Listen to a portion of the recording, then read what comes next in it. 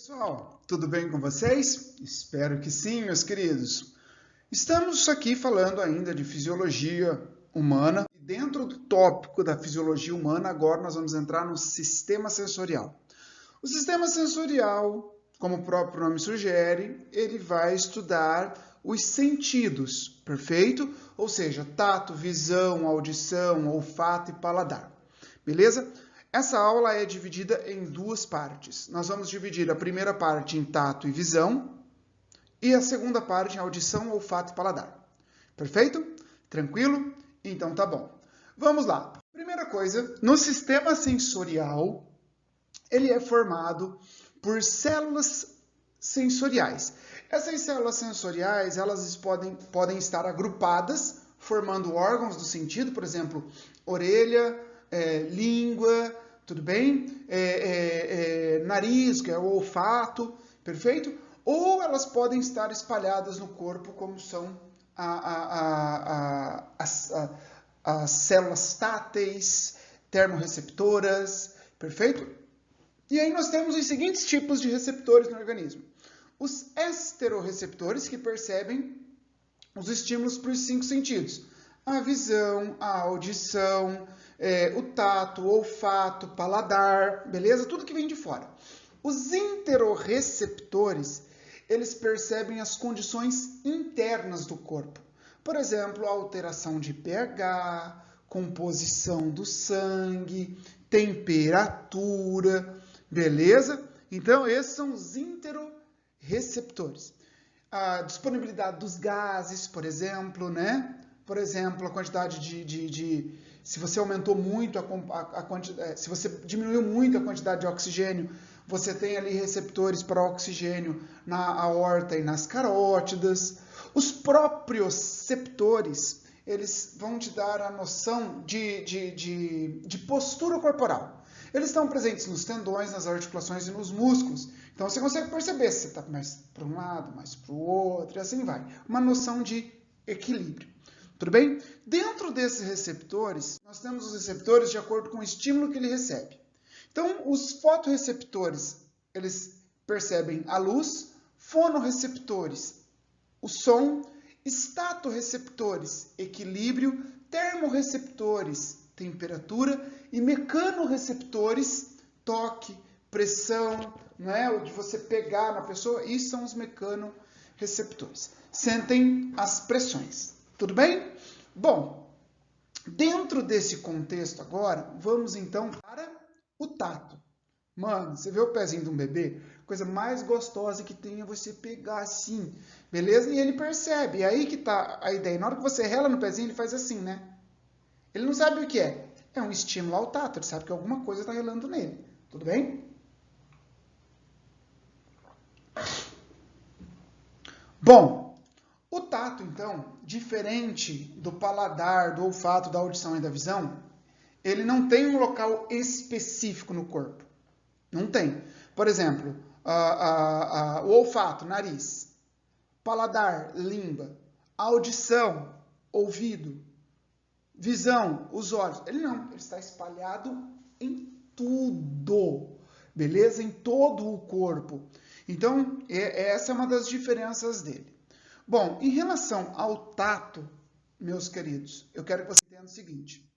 Primeiro, o tato, ele tem os seus receptores, e aqui são os seguintes, ó. Deixa eu pegar aqui minha caneta. Ó, nós temos aqui os receptores de Merkel. Nós temos o corpúsculo de Meissner, corpúsculo de Pacini, beleza? O corpúsculo de Ruffini e terminações, aqui tem nervo sensorial, e terminações nervosas. Beleza? Terminações nervosas, que são essas daqui. Joia? Então, esses são alguns receptores do tato. Em relação a essa situação, é interessante você saber que eles podem ter uma adaptação rápida ou lenta. Tudo bem? Então, a adaptação rápida, como que é? Por exemplo, ela responde a um estímulo, só que logo ela ignora. Por exemplo, se você ficar com o dedo aqui assim, ó, você ficou com o dedo, é um estímulo leve. Você percebeu que relou, mas daqui a pouco ele vê que não é nada, e então você não sente mais esse dedo ali. Perfeito? Então, isso que é adaptação rápida. Ele se adapta rapidamente e fala, isso não é nada não. E fica. E existe aqueles que são adaptação lenta. A adaptação lenta, ela continua sentindo. Por exemplo, se você segurar aqui assim, ó, você vai perceber que está te apertando. Entendeu? Você vai continuar sentindo que está te apertando. Diferente do rápido. Por exemplo, o rápido é uma sensação leve. Então, por exemplo, ó, as terminações nervosas livres, elas são de efeito variável. Depende, porque as terminações livres podem ser para dor e podem ser para percepção de calor. Tudo bem? Para percepção de temperatura. Joia? Aí nós temos os corpúsculos de Meissner, que é esse cara aqui. Deixa eu achar onde ele está no desenho. Aqui, corpúsculo de Meissner. Esse cara aqui, ele responde aos sons à pressão de baixa frequência. É aquele pequeno toque. É aquele pequeno toque.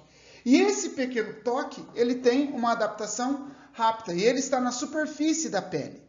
Tudo bem? Aí você tem também, pessoal, aqui, por exemplo, já que eu falei da pele, você tem atrelada aos pelos terminações nervosas livres que você dá a sensação de direção. Quando você passa assim, você tem uma sensação, ó. Só que você sente na hora que você toca. Ó, faz isso aqui, ó. Só que se você parar a mão, você percebe que ele já se adaptou a essa mudança. Então, ele também é uma adaptação rápida. Só que tem alguns que podem ser um pouco mais dolorosos, mais demorados, como é o da dor. Então, por isso que a gente fala que pode ser variável, depende do tipo de terminação nervosa que tem ali. Tudo bem? Bom, aí nós temos os corpúsculos de Meissner, que são os de baixa frequência, que eu mostrei para vocês ali, de adaptação rápida.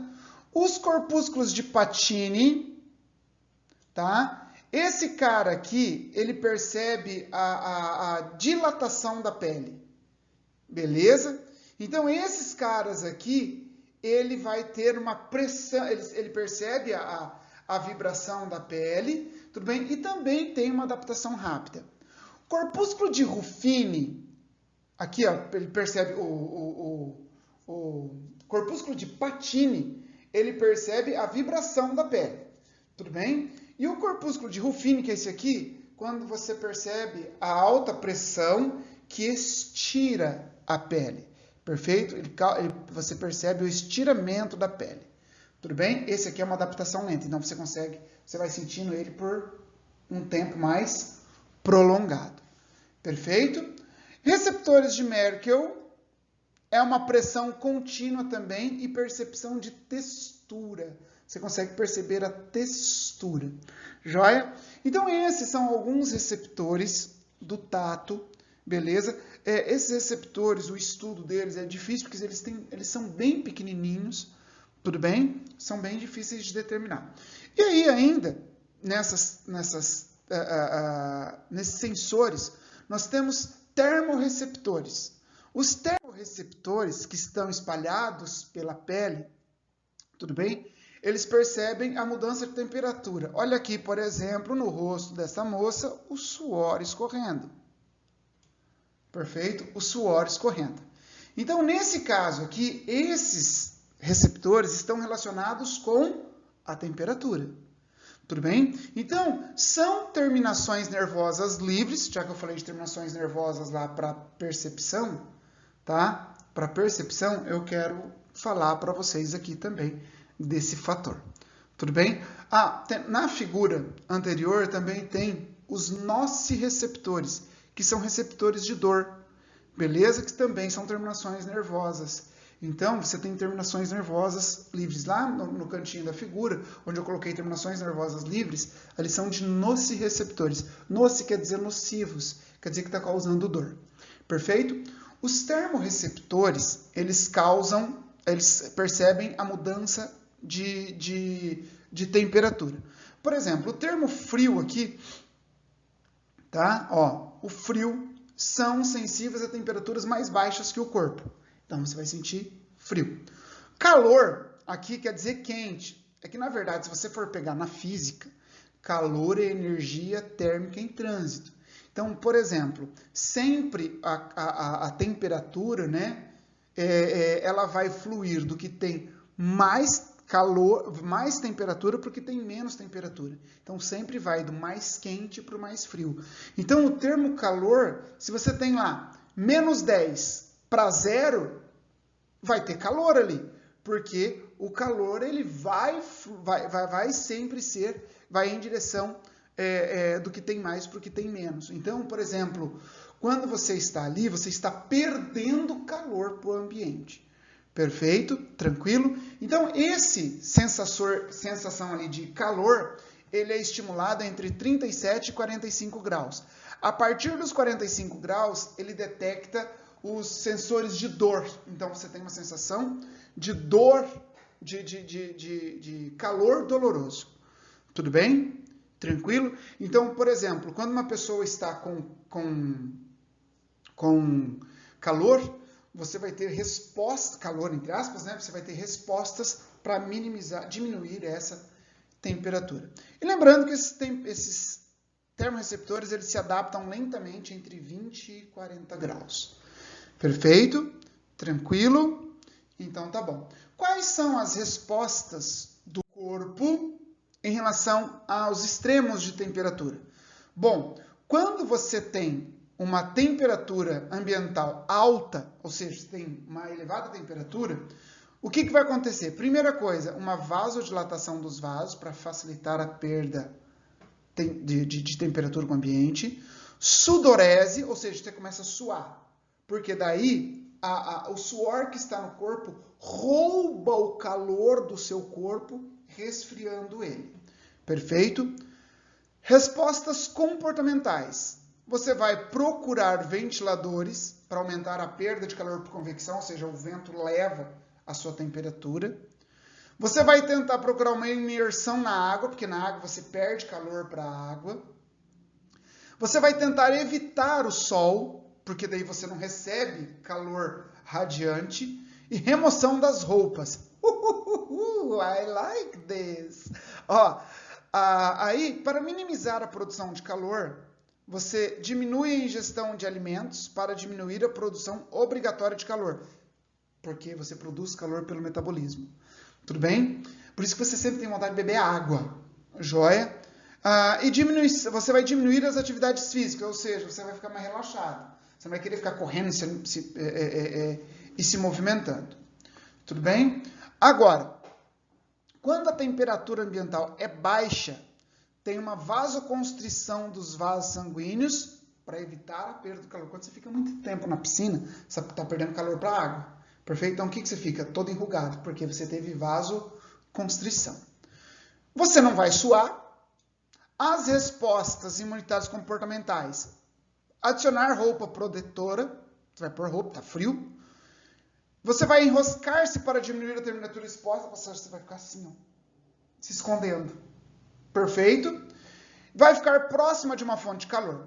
Perfeito. Agora, para maximizar a temperatura, a produção de calor pelo corpo, você tem termogênese por tremor. Você já reparou quando você está com frio, você começa a tremer? Por que você treme? Porque o músculo se movimentando, ele gera muito mais calor do que ele em repouso. Perfeito? É por isso que você começa a tremer. Você começa a tremer para aumentar a temperatura. Tudo bem?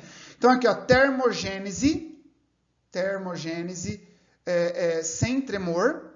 Tudo bem? Que é a termogênese pelo metabolismo. Tudo bem? Aí nós temos as respostas comportamentais. Tudo bem? As respostas comportamentais para atividades voluntárias. Por exemplo, você está com calor, você começa a fazer isso aqui. Ó. Começa a bater o pé, você está gerando temperatura, gerando um aumento na temperatura do seu corpo, porque você está gastando energia e produzindo energia térmica com isso. Perfeito? Então assim nós vimos o tato, e aí nós falamos um pouquinho dos termorreceptores. Visão, não é por nada, mas coloquei uma foto minha de quando eu era bebê.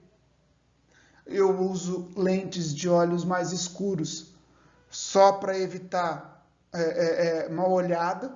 Beleza? Aí nós temos aqui o seguinte, visão, então. Vamos lá. Em relação à visão, uma coisa que é legal é a posição dos olhos na cabeça. Os olhos de uma presa, aqueles animais que são tidos como presas, ele apresenta os olhos na lateral do corpo para aumentar o campo de visão. Ó. Aumenta o campo de visão.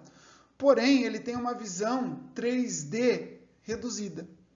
Perfeito? O que é a visão 3D? A visão 3D ela é aquela visão que te dá uma sensação de profundidade.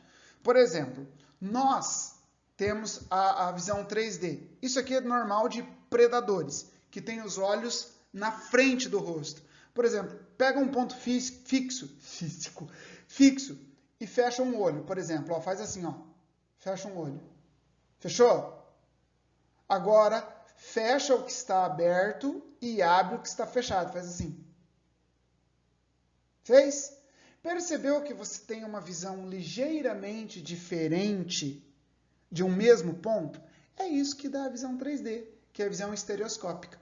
Então, essa posição na frente do rosto já é uma das situações. Então, aqui, ó, você tem uma visão estereoscópica maior e uma visão um campo de visão menor do que desses que tem o rosto lateral. Por isso que nos cavalos eles colocam aquela tapa-olhos para ele olhar só para frente, para não olhar para os lados, para ele ver só para frente. Beleza? Tranquilo? Em relação ao olho, vamos para a estrutura. Então, em relação à estrutura externa, nós temos aqui, por exemplo, algumas coisas que protegem o olho. Por exemplo, as pálpebras. Essas pálpebras, elas protegem o olho contra impactos. Você fecha o olho no susto. Repara, sempre quando você vai ver, você fecha o olho, que é para não pegar no olho. Beleza? Aqui nós temos as glândulas lacrimais, que produzem a lágrima que lubrifica o olho. Perfeito? Então, essa aqui é a estrutura externa. Os músculos estão fixados na superfície externa do olho. Aqui está a órbita, que é a cavidade onde o olho se encontra. E olha só que legal. Aqui a glândula lacrimal, ela tem ductos, tá? Lacrimonasal, que drena as lágrimas para dentro do nariz. Já percebeu quando a pessoa chora muito? Começa a escorrer o nariz aqui? É porque a lágrima está saindo por ali também. Tudo bem? Aí aqui a gente já consegue ver a parte branca do olho, que é a esclera, a íris, que é a parte colorida, e a pupila, que é por onde vai entrar a luz, que é essa pequena partezinha escura ali. Tudo bem? Agora vamos olhar anatomicamente o olho. Tudo bem? Então vamos lá. Primeira coisa, o olho, ele apresenta essa parte de tecido conjuntivo, que é a esclera, beleza? Que é essa parte branca. A esclera, na frente do olho, ela fica incolor e se transforma na córnea. Beleza? Ela fica incolor. Tudo bem? Abaixo dela está a coroide, que é essa porção aqui, ó. Aqui, deixa eu trocar de cor. A coroide, que é essa porção aqui, ó.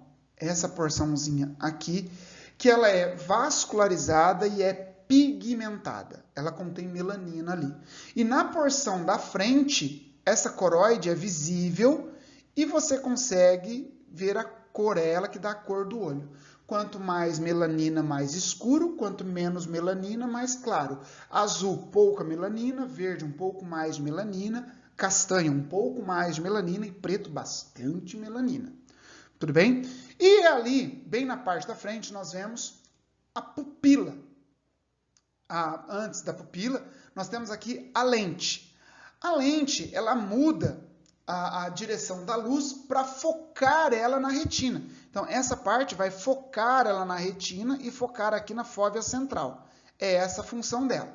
Beleza? Então, para essa luz que vai entrar aqui, nós precisamos de quem? Nós precisamos da pupila. Tá? Essa pupila, ela funciona como se fosse um diafragma. Ela abre e fecha, controlando a entrada de luz. Por exemplo, aqui nós temos, não é, um ambiente bem iluminado. Deixa eu apagar isso aqui. Ó, um ambiente bem iluminado, eles usaram uma pessoa de olho bem claro, porque facilita você olhar, tá? Aqui, um ambiente bem claro, a íris, perdão, a pupila, tá? Ela fica... Deixa eu apagar aqui que ficou uma porcaria isso aqui. Ó. Em um ambiente bem iluminado, a pupila se fecha para controlar a luz que entra. Beleza? Agora, quando está num ambiente escuro, a pupila dilata para você aumentar a luz que entra, para você conseguir enxergar ali. Perfeito? Então, ela funciona com esse mecanismo, tá? A pupila, ela controla o que entra e o que sai. E ali mostrando a íris, que é a parte colorida do olho. Tudo bem? Aí nós temos aqui o humor aquoso e aqui dentro, deixa eu trocar de caneta, ó, o humor aquoso e aqui dentro dessa câmara postrema nós temos o humor vítreo, aqui, que são lentes líquidas, perfeito? São lentes convergentes líquidas também, tudo bem? Aí nós temos aqui, ó, aqui o músculo ciliar, não é? Que contrai a curvatura da lente para você focar melhor os objetos. Tudo bem? E aqui nós temos a retina, que é a camada que contém fotorreceptores que vai perceber a luz que está entrando e o que você está enxergando. Perfeito? Por exemplo, quando você enxerga algo verde, é porque ela absorveu as luzes e refletiu o verde. Então, você está enxergando o verde. Aí aqui você tem uma parte mais afundada, que é a mácula lútea. A mácula lútea, que é essa parte mais aprofundada. E no centro da mácula lútea, tá? Você tem a fóvea central, que é o local onde você tem a região mais precisa da visão. Beleza? Então, é aqui que vai ter que ocorrer o foco da luz. Então, ó, a luz ela veio para cá, beleza? Ó, ela entrou aqui. Aí, essa luz ela foi focada para a fóvea central, onde você vai enxergar. Onde você vai enxergar com mais precisão. É claro que aqui você tem fotorreceptores. Tudo aqui você tem fotorreceptores. Perfeito? Agora, essa região daqui, porque, por exemplo, aqui você tem neurônios, perfeito? Desses neurônios saem aqui os axônios, formando o nervo óptico. Perfeito? Vai formar, isso aqui é o nervo óptico. Essa região onde sai o disco para o nervo óptico aqui, essa região não tem fotorreceptores. Portanto, essa região é o ponto cego. Deixa eu trocar de caneta. Essa região é o ponto cego do olho. Ali. Essa região ali é o ponto cego. Perfeito? Tranquilo? Então tá bom. Agora, a retina, que é o mais importante para nós ali, assim, em termos de captação de luz, né?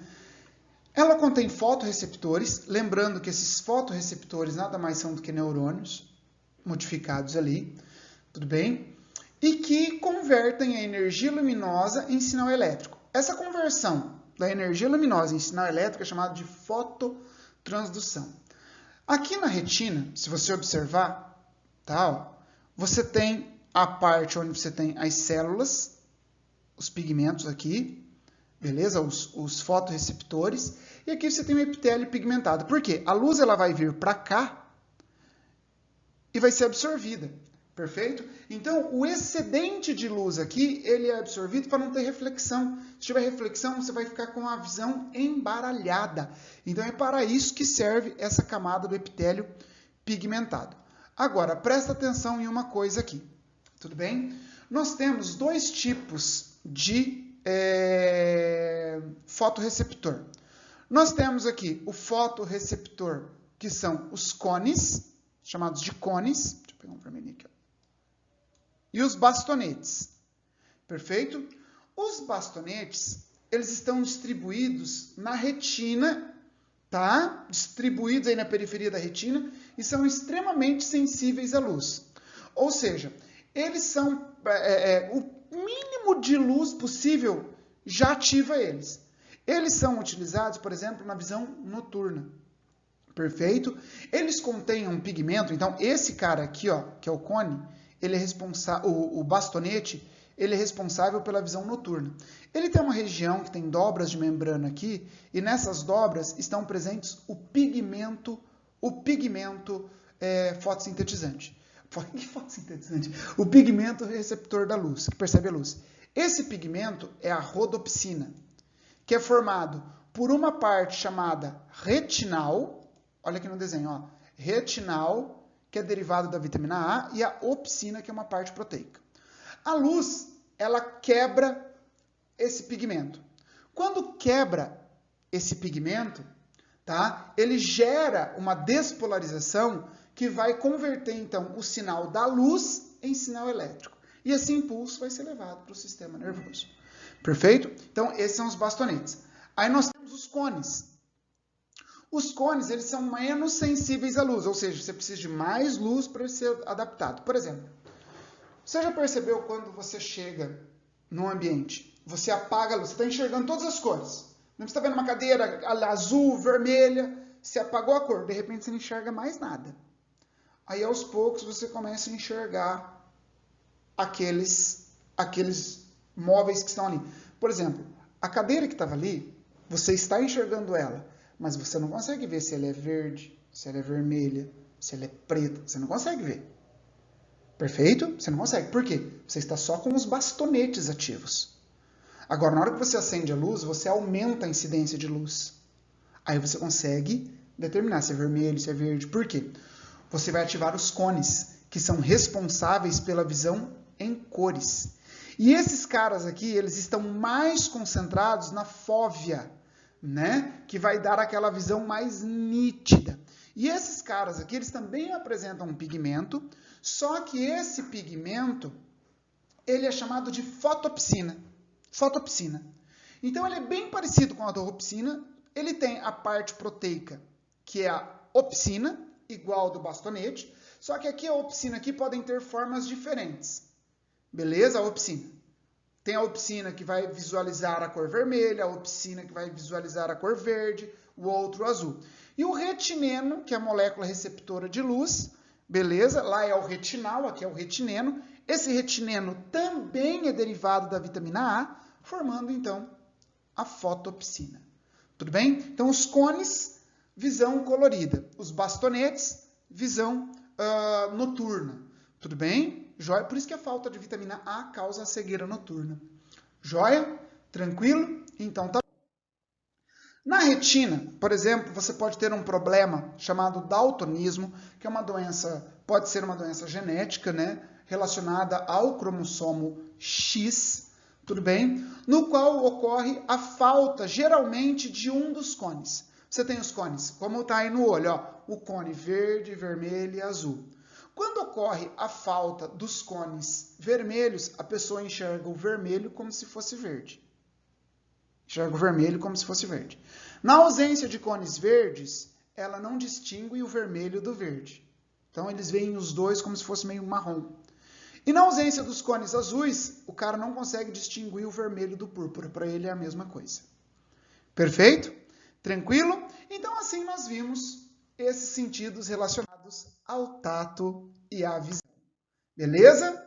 Um grande abraço e até mais.